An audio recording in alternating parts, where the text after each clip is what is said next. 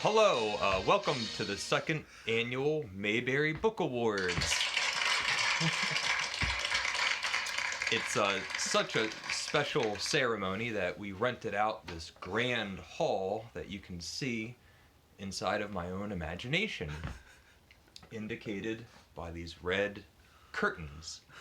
And we've had a great reading year. I read 57 books, not including short stories or anything like that. And there's 52 weeks in the year. All that reading. So more than a book a week, which is just great. And I thought we would go through our categories, and I'll also introduce my co-host, Ben. Hi, I'm back. And he'll be running the soundboard for social distancing protocols. We had to call off the huge audience that was planning on attending, but it's just me and Ben, and Andy and Daphne might be making surprise appearances. Do you want to go to the first category? Let's do it. Okay. The first category is my favorite biography that I read this year.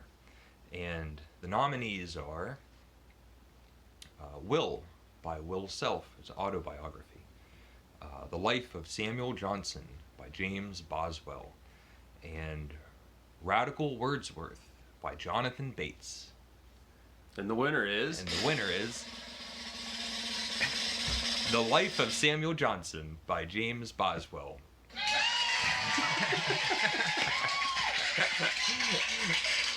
Crowd really likes that one. It's have you seen this book? No. It's gigantic. And it's one of the few, everyone always says this, it's just a great big thing. Isn't that terrible? Yeah. It's one of the few books that, like, when you get to the end of it, you really feel like not only do you have a better understanding of the person's life, but you have such a real idea of the person himself, like their personality. Right. Really interesting. I just loved it. Our second category, my favorite channel series. So throughout the year, I've done all sorts of different kinds of series and interactive videos with everybody that's watching. And here are my top three favorites, and we'll pick a winner. Also, the nominees are Stories for Quarantine, reading Winnie the Pooh, and reading through the Norton Anthology of English Literature. And the winner is Stories for Quarantine. And at the beginning of the year, when the pandemic was just making waves and crashing through all these countries throughout the world, I had a friend that went into a friend, it's a viewer, someone that I met on this channel, but a friend of mine that went into real quarantine. Had to go into their apartment, shut the door, couldn't leave for any reason for 14 days. Yeah. And I thought, to cheer the person up, I would each day make a video telling stories and just talking about stuff. And it was just a really great, a great series. I just liked it a lot. That's awesome. Very thoughtful. Very thoughtful. Our next category, my favorite selection from the Norton Anthology of English Literature. I read about half of it throughout the year. Next year I'll plan on picking it up and finish the endeavor. But of my three favorite selections, the nominees are Sir Gawain and the Green Knight, Dr. Faustus by Marlowe, and Paradise Lost by John Milton. And the winner is Sir Gawain and the Green Knight. it's like one of those old tales of chivalry, like Hmm. when you hear about like similar to like King Arthur's court, or it's like all these knights and there's like a monster and uh, battles and swords and armor and um, it was just like so fast paced and fun. I downloaded it on my ebook Cool. so I could keep a copy of it. I just loved it. Our next category, my favorite translated work. And I read a lot of works in translations this year. These are three of my favorites. The nominees are Magic Mountain by Thomas Mann. It was translated by John E. Woods. Demons by Dostoevsky. And I believe I read this time I read the Michael Katz translation. And Madame Bovary by Gustave Flaubert. And my favorite translated work of the year was Madame Bovary by Flaubert. That deserves applause. I think so. It was translated by Lydia Davis, and it was just beautiful, lyrical, musical, just absolutely perfect. I just loved reading it. It's a great story, and the translation was fabulous. Our next category, favorite short story read-along. So this year we also had a bunch of reading projects throughout the year. We had our Maupassant Mondays. We read Maupassant each Monday for a bunch of weeks. We had our Wild Wednesdays. Whoa. Oscar Wilde stories on Wednesdays. And Edgar Allan Poe for October, all the gothic horror stories. You could have. I think you missed something with October. Or it could be Potober. Potober. I like it. You could do Next year. Next year. And my favorite of these series was the Maupassant Mondays. I just absolutely love reading Guy de Maupassant. Tremendous writer and storyteller. They're all just tight as a drum. Mm. Loved it. My favorite English novel, so a novel written by an Englishman. The Way We Live Now by Anthony Trollope. Jude the Obscure by Hardy. And Robinson Crusoe by Daniel Defoe. And my favorite English novel was The Way We Live Now. It's, I think, my second or third Trollope novel. This was by far the longest, and it's this huge, like, panoramic, dozens of characters, lots of activity, and I liked it so much that I bought all these other Trollope novels just in preparation for how good he is. He's like contemporary or known in the same breath as like Dickens. Oh, okay. So it's around that. And I just threw all my cards away. Let's see. My favorite work of poetry, my favorite collection of poetry. And this is a great year for poetry for me. The nominees are Leaves of Grass by Walt Whitman, the satires and odes and epistles of Horace, and The Tower by W.B. Yeats. And I just loved experiencing Walt Whitman this year, but my favorite is Horace. He's an ancient Roman poet, and he like writes these poems that are just like everyday life in Rome. And when you read them, they're just hundreds and hundreds of years old, and it feels like there's a person. Like you read it and feel like there's another person on the other end. Yeah. Endlessly entertaining. I've been revisiting them and reading them at the end of the night over and over throughout this whole year. It was one of the, and I just only started reading them this year. Oh, wow. Never read them before. Loved it. He's been waiting around for all those years. Years. Pick up his work. Okay, we already did all these. And we'll have our interlude. Do you have interlude music? Okay. Huh? That's pretty good. Benny Hill for our. And so Ben has a list of all the books that I've read this year in order, and he'll just name a couple, and I'll. That's the list. He'll just name a couple, and I'll say something. Let's see. Can I set you up with that? Breasts and eggs. Oh yeah, yeah. I caught my attention. Breasts and Eggs by Mieko Kawakami, and probably my least favorite book of the novel of the year. I just thought it was terrible. I made a review of it talking about how much I disliked it, but like if you set everything else aside that is in the book and just look at the structure, the way that it's made, the author wrote a short story that was popular, decided to make the short story a little bit longer and republish it.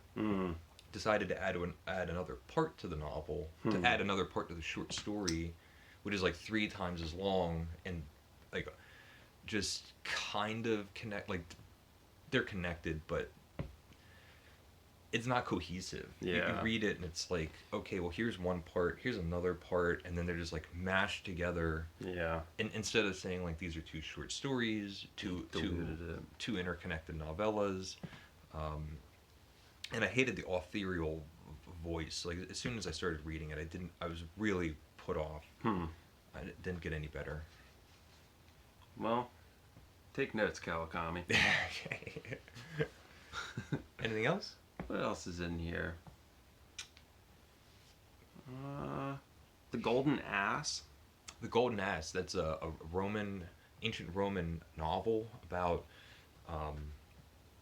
this young man who is he was peeking through the woods, and if I remember correctly, there's like a woman bathing in a pond, and so it's sort of like familiar. this pervert peeking through the woods, and he gets caught, and through like witchcraft he gets turned into a donkey, and then for the rest of the novel he's like this donkey and has like adventures. I like that. Really funny. I liked it. Yeah, it's really good. What was your... this is off the cuff. We're doing this live. On location. We're in this grand hall. That's right. Yeah. Paying by the hour. What's your favorite reread? Like a book that you've already read. I know there's a lot but you probably know off the top of your head, right? Right now, it's got to be The Brothers Karamazov. It's one of my favorite books, and since we're doing this read along, I think I've made 5 videos already. So many other people are like we're interacting and talking about it, and this is like the first time I've read this book and had other people to talk with. Yeah, that helps. Which is great. Well, it puts new skin on the story, right? You kind of... People would bring up things that you wouldn't notice. Right. Vice versa. That's really cool. What about...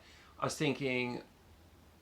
What's your favorite author that you've never read before? Is it Horace or somebody else? Yeah, probably Horace. Walt Whitman, I had read like a handful of poems, but like if you look at this thing, this is his deathbed edition of Leaves of Grass. Spending so much time with the author put him in a completely different light. It's totally different than reading just one poem. And this is a body of work. It's meant to be like one thing to be read. Oh, okay. And it changes the experience. A lot of this stuff through the Norton Anthology was new. Trying to read the Canterbury Tales in that old, either Old English or Middle English, but not our English. It's, that's been really fun, and there was so many things in there that were totally new, that you can like just see like the birth of English language. Like as I was reading it, I was seeing it transform to like our modern way of speaking. It was a really interesting experience. That's interesting. This is for me. If you had Voltaire, Flaubert, And Winnie the Pooh, who would win in a fight? It's got to be Voltaire. He is ruthless. He would run Winnie the Pooh without even batting an eye. Yeah, and Flaubert is just such a couch potato. Okay. He wouldn't even get up. Gotcha. I like that. Oh, and the bear went over the mountain. Yeah. I've never heard of that. William Cotswinkle also he wrote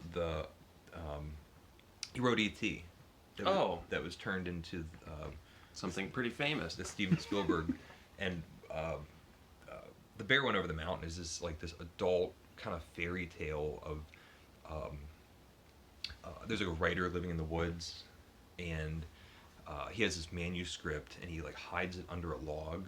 And it's his cabin burns down, he's running off to do something, and the bear just picks up this manuscript, and then as soon as he sees it, just decides well, maybe I'll put on a hat and jacket and go to the big city and pretend that I wrote it. Oh my gosh. And practically through the whole rest of the novel, no one really comments that he's a bear because he has the hat and jacket. That's great. Yeah, it's funny. Wow. It's not a great novel, but it has a great premise. Yeah. That's great. Let's see. The Old Man and the Sea sounds like something I would want to read. Yeah, I had a bad time with that Oh. this year. I've actually been reading a lot of Ernest Hemingway short stories that has just been fabulous. Mm-hmm. That one in particular, at some point I need to reread it again, but the old man is going off to catch a fish, and the idea is that there's all sorts of symbolism and metaphors, and there's an analogy, and to me that all only works when the story is parallel with the analogy, when they both make sense. Mm-hmm. In this story, the fisherman is inexplicably a bad fisherman. He's doing everything wrong, and the response that you would get is, well, it's the metaphor and meaning behind it, but the story itself just doesn't hold up.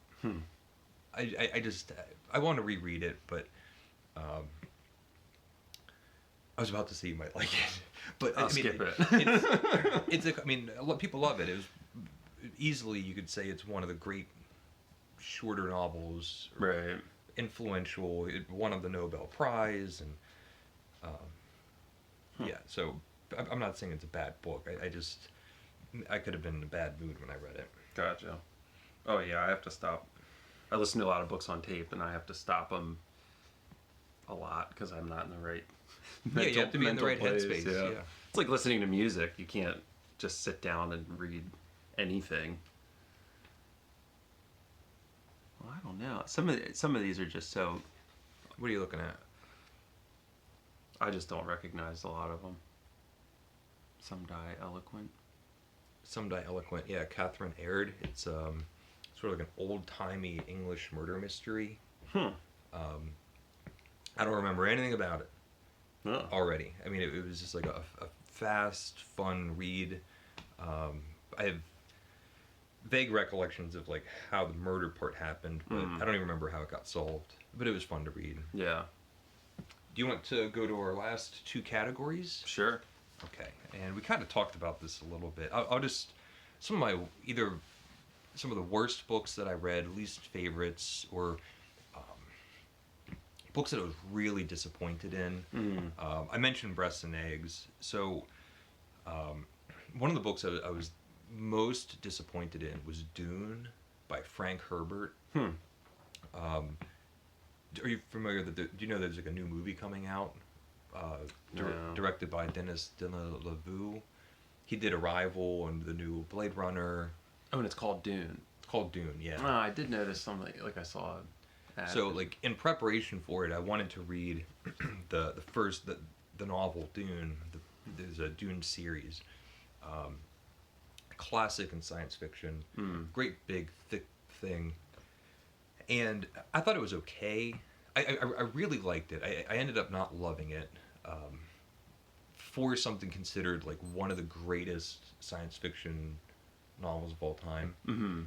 Then I saw the trailer for the movie. I read the book because I was interested in seeing the movie, and just the trailer looked terrible. Oh boy. I just thought, this is stupid. I'm not watching the movie, and I'm not reading any more of this Dune series. So, Wow. yeah. You had all this time to make a movie and you blew it. There's like a movie in the 80s, directed by, I think, David Lynch. I don't know. And then some of my favorite books of the year, which is, we'll end on the high note. Yeah, I like that. And we have any sound accompaniment? Maybe? Okay. I really wanted to find a spot to use that. Okay. So I think we actually talked about most of these, but again, the which one is this? The Odes of Horace, the Satires and Epistles. This is actually facing pages. Which is fabulous. And the same with Leaves of Grass. I've been revisiting these throughout the whole year. Probably my favorite new novel that I had read, The Way We Live Now by Anthony Trollope. Huge, expansive, funny, dramatic, page-turning book. It's great. And then probably my favorite overall book is The Life. You just picked up a cinder block. Good night. The Life of Samuel Johnson by James Boswell. It's huge. I'd look like the guy on the cover by the time I was done reading it. Is that Ben when he's old? Hunched over. Good night. This was a read along too. I did a video a week talking about it, and had amazing conversations with lots of other people, and other people were making like videos that we could all watch together. I remember you said how wonderful it was. I didn't really realize it was that big. Yeah, it's huge. That's cool. It's like, yeah, like around 1,100 pages. So yeah, this is the second annual Mayberry Book Awards with my co-host and sound coordinator and only attendee. I do it all. He does it all. Any other booktubers want to hire me out? I'm probably not anywhere close to you, but You could Zoom. oh man, can I borrow your computer? Yeah. Okay, so thank you for watching, and thank you for watching throughout the year and having fun reading all these books together and talking about them. And do you want to say anything? Here's to 2021, huh? Exactly. Let's get this year over with. Okay, thanks for watching. Leave a comment if you would like, and take care. Bye. Bye.